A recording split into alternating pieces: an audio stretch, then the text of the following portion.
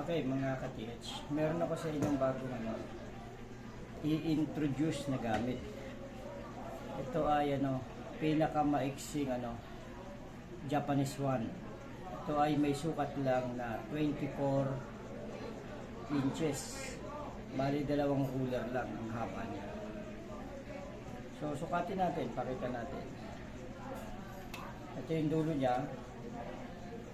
Meron itong so nilagyan ko siya ng gold wire dito sa dulo para default gold na siya. Pagka gagamitin mo, hindi mo na kailangang magbala ng ginto. Meron siyang gold wire.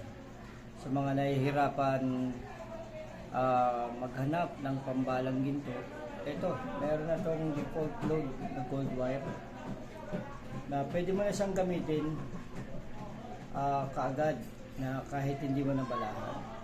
Pero dito sa handle ay nilagyan pa rin natin ng kahit papano ay pwedeng lagyan ng load, kasi ito ay pwede mong lagyan kung hanapin mo, pwede mo siyang lagyan ng ng gunpowder para makaharap ng bomb trap. Ngayon kung maghahanap ka ng silver, pwede mo rin itong balahan ng silver dito. So kung ano ang ibabala mo nito, yun ang kanyang madidikit.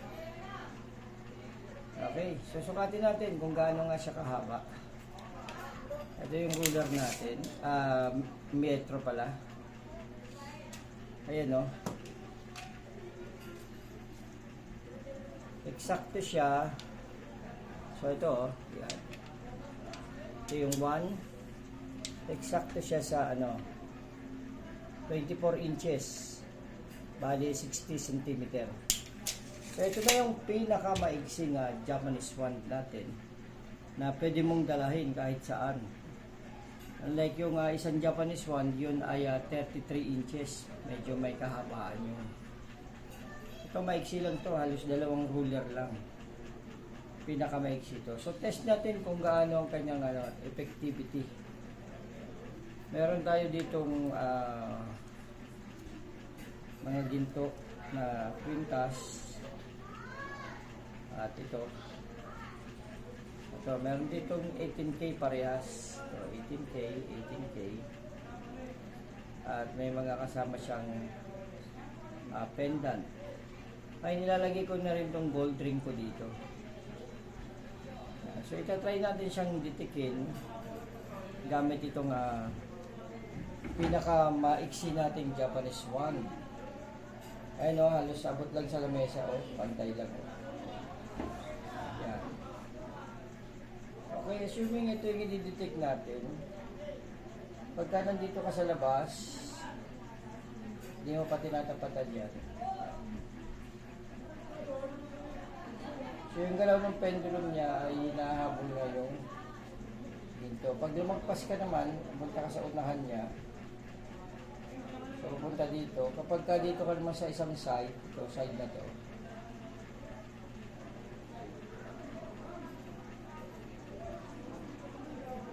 pag tinapatan mo naman to,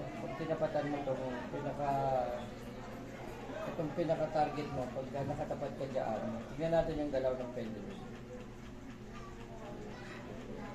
So, itutok mo lang siya, hintayin mo lang siyang gumalaw ng pusa.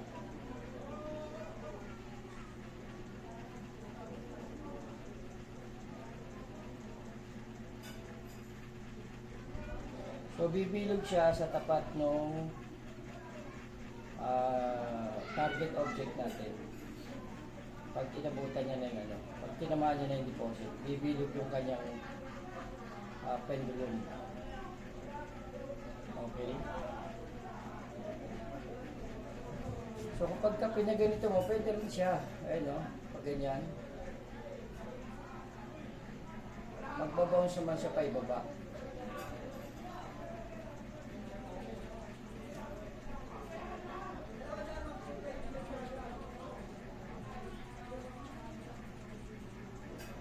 Okay, so sa mga may gusto nitong pinakamaiksing Japanese wand na bagong gawa natin, ay mag-PM lang kayo sa akin para magawaan ko kayo.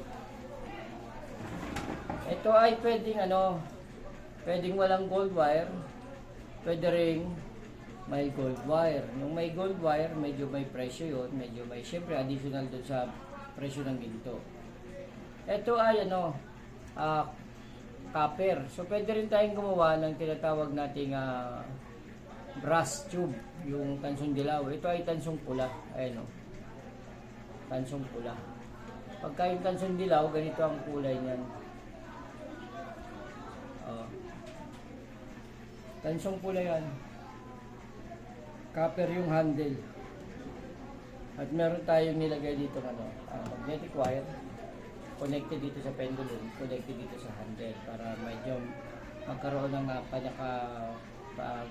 booster ng ating frequency, pagharap ng frequency ng buhay. So sa mga may gusto nito pinakamaiksing Japanese one, pinakamaiksi, halos eksaktong dalawang ruler ang haba, 24 inches. So mabibitbit mo na siya kahit saan, maiksing lang. Halos ito lang yan lang. Ito. Ganyan lang siya kahaba, hanggang dito lang. 24 inches na Japanese one. Sa mga may gusto, ay comment down below, mag-click lang kayo ng inyong comment, at doon naman sa mga hindi interested ay scroll up na lang kagad kayo para makapag-move on kagad, kasi ito ay para sa mga legit lang na treasure hunter. Yung mga marunong gumamit lang nito ang pwedeng mag-order nito. Yan, sa mga hindi naman marunong gumamit, pwede rin kayong mag-order nito basta interested kayo at willing kayong matutunan ang paggamit nito. Ang importante lang dito ay practice at saka focus. Kailangan focus ng inyong kaisipan sa paggamit nito para makapag-produce kayo ng body energy, at yung body energy nyo magkakaroon ng vibration yan para mag-connect doon sa earth energy, at makakapag-produce kayo ngayon ng frequency magnetism para mahanap ninyo yung target load o yung target deposit na hinahanap ninyo. So yun lang pinakasimpleng explanation yan. Nasa science din naman yan. Yan ay P6 frequency theory.